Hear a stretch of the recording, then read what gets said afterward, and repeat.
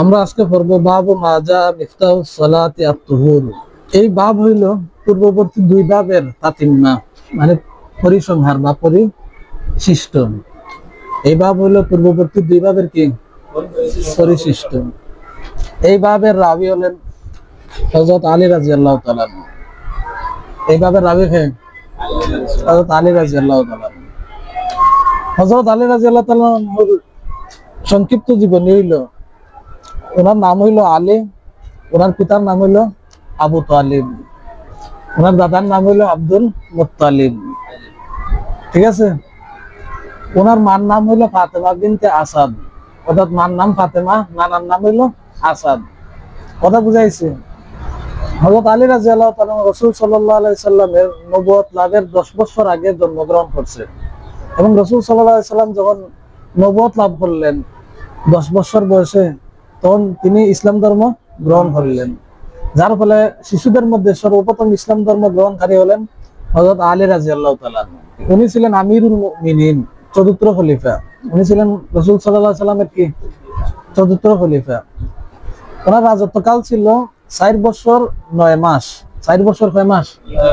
9 মাস। অর্থাৎ উনি 4 বছর 9 মাস পর্যন্ত মুসলিম জাহানের প্রেসিডেন্ট ছিলেন। কি ছিলেন? প্রেসিডেন্ট ছিলেন। কথা বুঝাইছে? আর 7 জন স্ত্রী ছিল। ওনার কয়জন স্ত্রী ছিল? 7 জন স্ত্রী ছিল।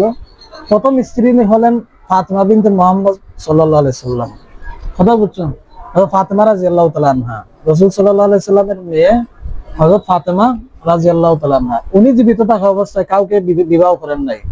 ওনার ইন্তেকালের পরে অন্যান্য স্ত্রীদেরকে কি করছিলেন? বিবাহ করছিলেন। কথা বুঝাইছে? হযরত আলী রাদিয়াল্লাহু তাআলা থেকে 586টা হাদিস বর্ণিত আছে। 586টা হাদিস হযরত আলী রাদিয়াল্লাহু তাআলা থেকে কি আছে? বর্ণিত আছে। হযরত আলী রাদিয়াল্লাহু তাআলা 40 হিজরির রমজান মাসের 17 তারিখ শুক্রবার দিনে ইন্তেকাল করেন। কবে ইন্তেকাল করেন? 40 হিজরির রমজান মাসের 17 তারিখ কি করেন? ইন্তেকাল করেন। ওনার কবর ইরাকের নজফ নামক প্রদেশে অবস্থিত আছে। কোথায় অবস্থিত আছে? ইরাকের নজফ নামক প্রদেশে কি আছে? অবস্থিত আছে। 24 ঘন্টা ওনার মাজারে জিয়ারতকারীদের কি থাকে? ভিড় থাকে। এই হলো হযরত আলী রাদিয়াল্লাহু তাআলার সংক্ষিপ্ত জীবনী। বুঝাইছে? এখন আমরা হাদিস পড়বো। দেখো হাদিস। রাসূল সাল্লাল্লাহু আলাইহি সাল্লাম বলেন, মিফতাহুস সালাতি আত-তুহুরু ওয়া তাহরিমুহা আত-তাকবীরু ওয়া তাহলিলুহা আত-তাসলিমু। রাসূল সাল্লাল্লাহু আলাইহি সাল্লাম বলতেছেন, নামাজের চাবি হলো তাহারত, ওয়া তাহরিমুহা আত-তাকবীর, নামাজের সূচনা করা হয় তাকবীরা তাহরিমা বলে, ওয়া তাহলিলুহা আত-তাসলিম, নামাজের সমাপ্তি করা হয় সালাম দিয়ে। নামাজের সমাপ্তি করা হয় কি দিয়ে? সালাম দিয়ে। এই হাদিসে 3টা কথা বলা হয়েছে। প্রথম কথা হইলো মিফতাহুস সালাতি আত-তুহুর, নামাজের চাবি হলো পবিত্রতা। এটা হইলো আবওয়াবুত তাহারতের সাথে সম্পৃক্ত। এটা হইলো কিসের সাথে সম্পৃক্ত? তাহারতের অধ্যায়ের সাথে সম্পৃক্ত। আর ওয়া তাহরিমুহা আত-তাকবীরু ওয়া তাহলিলুহা আত-তাসলিম, নামাজের সূচনা করা হয় তাকবীরে তাহরিমা বলে আর নামাজের সমাপ্তি করা হয় সালাম দিয়ে। এই দুই কথার সম্পর্ক কার সাথে? আবওয়াবুস সালাত, নামাজের অধ্যায়ের সাথে। অতএব এই দুই কথা আমরা আবওয়াবুস সালাতে আলোচনা করব, নামাজের অধ্যায়ে কি করব?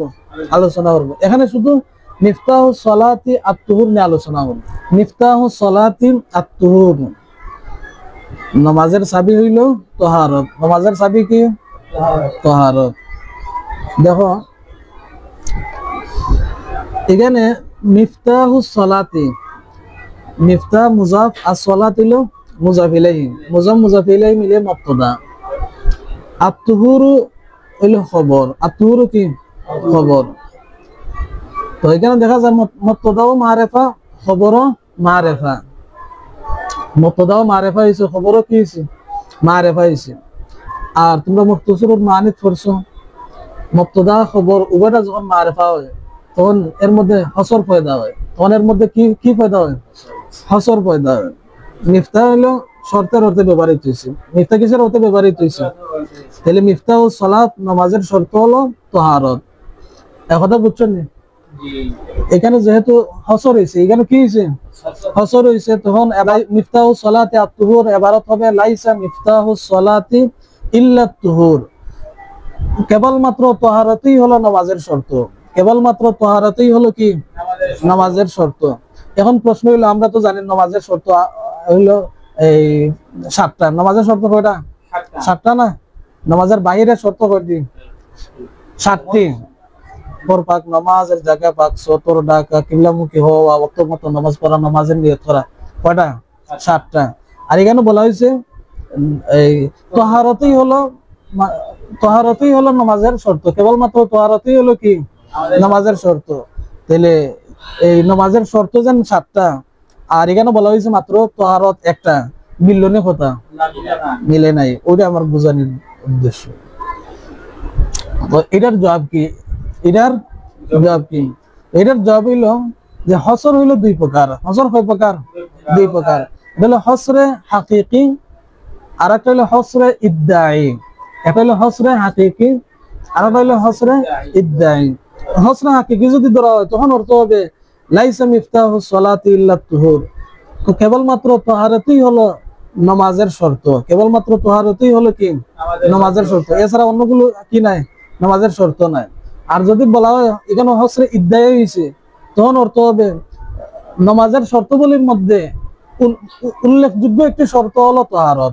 নামাজের শর্তগুলির মধ্যে উল্লেখযোগ্য একটি শর্ত হইলে কি? তাহারত। মানে নামাজের আরো শর্ত আছে, এর মধ্যে উল্লেখযোগ্য একটা শর্ত কি? তাহারত। কথা বুঝাইছে? অতএব এখানে হসরে হাকিকি হয় নাই, বরং এখানে হসরে ইদ্দাই হয়েছে। কথা বুঝছো? আচ্ছা, এখানে তাহারত দ্বারা উদ্দেশ্য কি? তাহারত শব্দটা আম। তাহারত শব্দটা কি হয়েছে? আম হয়েছে। এর মধ্যে শরীর পাক, কাপড় পাক, নামাজের জায়গা পাক, তিনটা শামিল আছে। মিফতাহুস সালাতি আত-তুহুরু, নামাজের পবিত্রতাই হলো নামাজের শর্ত। এই শর্তের মধ্যে যে পবিত্রতা, পবিত্রতা দ্বারা 3 পবিত্রতা ঢুকে গেছে। শরীরের পবিত্রতাও ঢুকে গেছে, কাপড়ের পবিত্রতাও ঢুকে গেছে, নামাজের জায়গার পবিত্রতাও কি গেছে? ঢুকে গেছে। এর মধ্যে শামিল আছে। কথা বুঝাইছে? এখানে মিফতাহুস সালাতি আত-তুহুর, নামাজকে বাইতে মুকাফফালের সাথে তাসবিহ দেওয়া হয়েছে। নামাজকে কিসের সাথে তাসবিহ দেওয়া হয়েছে? বাইতে মুকাফফালের সাথে কি দেওয়া হয়েছে? তাসবিহ দেওয়া হয়েছে। বাইতে মুকাফফল অর্থাৎ তালাবদ্ধ ঘরের সাথে তাসবিহ দেওয়া হয়েছে। নামাজকে তালাবদ্ধ ঘরের সাথে কি দেওয়া হয়েছে? তাসবিহ দেওয়া হয়েছে। তাহলে তালাবদ্ধ ঘর হইলো মুসাব্বা বিহি। তালাবদ্ধ ঘর কি? মুসাব্বা বিহি। আর নামাজ হলো মুসাব্বা। কথা বুঝাইছি? আর মুসাব্বা বিহিকে হযফ করে মুসাব্বাকে এখানে উল্লেখ করা হয়েছে। মুসাব্বা বিহিকে হযফ করে মুসাব্বারে কি করা হয়েছে? বাইতে মুকাফফল এখানে উল্লেখ আছে নি? উল্লেখ নাই। তাহলে বোঝা গেল মুসাব্বা বিহিরে হযফ করা হয়েছে। মুসাব্বা বিহিরে কি করা হয়েছে? হযফ করা হয়েছে, আর মুসাব্বাকে উল্লেখ করা হয়েছে। তো মুসাব্বা বিহিকে হযফ করে মুসাব্বা উল্লেখ করাকে বলা হয় ইস্তিআরায়ে কিনায়া। ইস্তিআরায়ে কি? কিনায়া। কথা বুঝছো? আর আবার মুসাব্বা বিহির লাজিম, আবদ্ধ ঘরে প্রবেশ করার জন্য আবশ্যক হইল চাবি। চাবির দরকার। আবদ্ধ ঘরে প্রবেশ করার জন্য কিসের কি দরকার? চাবি দরকার। তাহলে মুসাব্বা বিহির লাজিম হইল মিফতাহ, চাবি। তো মুসাব্বা বিহিকে হযফ করে মুসাব্বা বিহির লাজিমকে মুসাব্বার জন্য এখানে উল্লেখ করা হয়েছে। অতএব এখানে ইস্তিআরা তাখিলিয়া হয়েছে। ইস্তিআরা কি হয়েছে? তাখিলিয়া। তো এখানে 2টা ইস্তিআরা পাওয়া গেছে। একটা হলো ইস্তিআরা কিনায়া, আর একটা হলো ইস্তিআরা তাখিলিয়া। কথা বুঝাইছে? নামাজকে তালাবদ্ধ ঘরের সাথে তাসবিহ দেওয়া হয়েছে। এর কারণ হইলো যে তালাবদ্ধ ঘরে ঢুকতে হইলে যেভাবে চাবি দরকার, চাবি ছাড়া যেভাবে তালাবদ্ধ ঘরে ঢুকা যায় না, ঠিক তেমনি ভাবে নামাজ শুরু করতে হইলে অবশ্যই তাহারত শর্ত।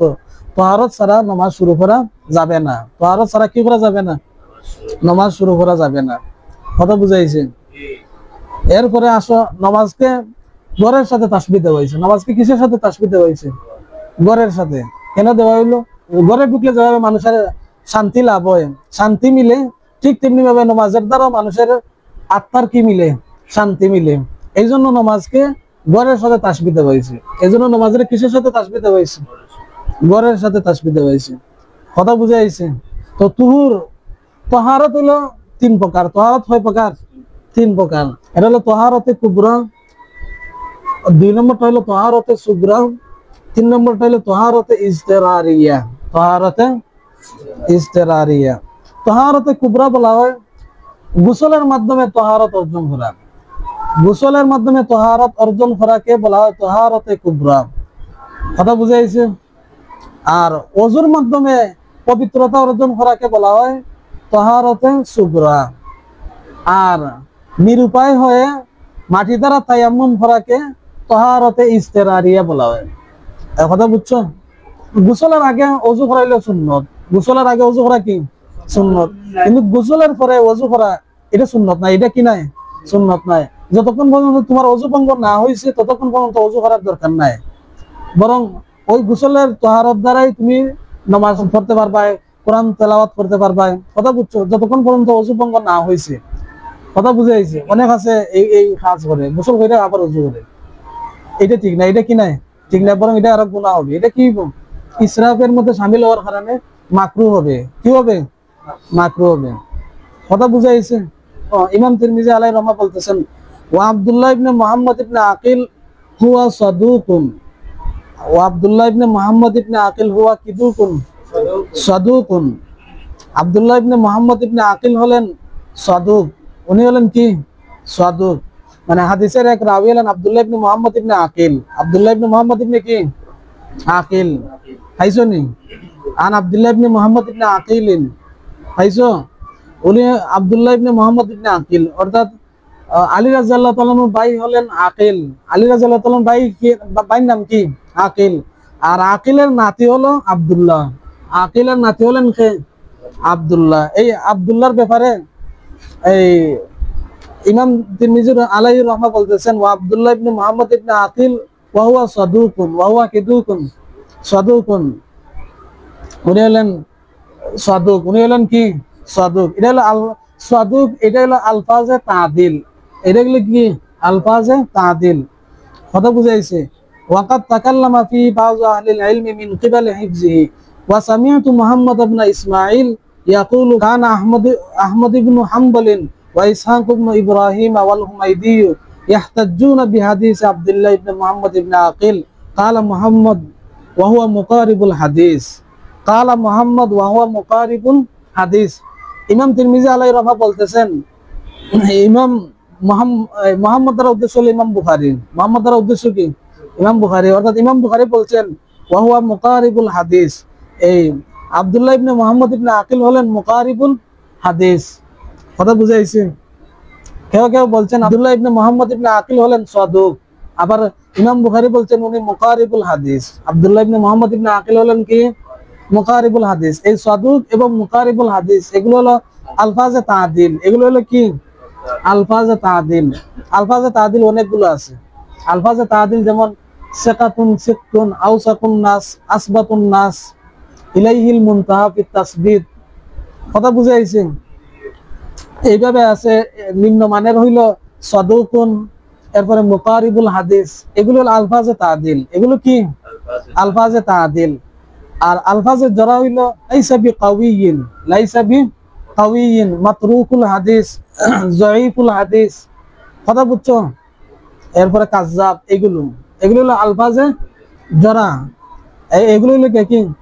আলফাজে জরা। এই সমস্ত শব্দের ব্যবহার করে রাবির ব্যাপারে কি করা হয়? জরা করা হয়। আর আলফাজে তাদিলের দ্বারা রাবির তাওসীফ করা হয়। রাবিরে কি করা হয়? তাওসীফ করা হয়। কথা বুঝছো? তো এখানে আব্দুল্লাহ ইবনে মুহাম্মদ ইবনে আকিল ওনার ব্যাপারে যে সাদুকুন অথবা মুকারিবুল হাদিস যে শব্দগুলো ব্যবহার করা হয়েছে এগুলোর দ্বারা ওনার তাওসীফ করা হয়েছে। ওনার কি করা হয়েছে? তাওসীফ করা হয়েছে। ওনার ব্যাপারে জরা করা হয় নাই। ওনার ব্যাপারে কি করা হয় নাই? জরা করা হয় নাই। কেননা এই শব্দগুলো কি? আলফাজে তাদিলের মধ্যে থেকে। সাদুক বলা হয় যে রাবি আদিল হবেন, উনি কথা এবং কাজে আদিল হবেন। যে রাবি কথা কাজে কি হবেন? আদিল হবেন। তবে জেন শক্তি দুর্বল হবে। জেন শক্তি কি হইব? দুর্বল হইব। অর্থাৎ যে রাবি বুঝে শুনে মিথ্যা হাদিস বলবেন না, ওই রাবির ব্যাপারে বলা হয় সাদুক। ওই রাবিকে কি বলা হয়? সাদুক বলা হয়। কথা বুঝাইছেন? আর মুকারিবুল হাদিস বলা হয় কাকে? মুকারিবুল হাদিসের হাদিস হইল হাদিসুহু ইউকারিবু হাদিসা গায়রিহি, যার হাদিসটা অন্যান্য রাবিদের, অন্যান্য আদিল রাবিদের হাদিসের মতো, যার হাদিসটা অন্যান্য আদিল রাবিদের কিসের মতো? হাদিসের মতো, ওনারে বলা হয় মুকারিবুল হাদিস। মুকারিবুল হাদিসের অর্থ কি? হাদিসুহু ইউকারিবু হাদিসা গায়রিহি, যার হাদিসটা অন্যান্য রাবির হাদিসের মতো, যার হাদিসটা অন্যান্য রাবির কি হাদিসের মতো। কথা বুঝাইছি? কথা বুঝছেন নি?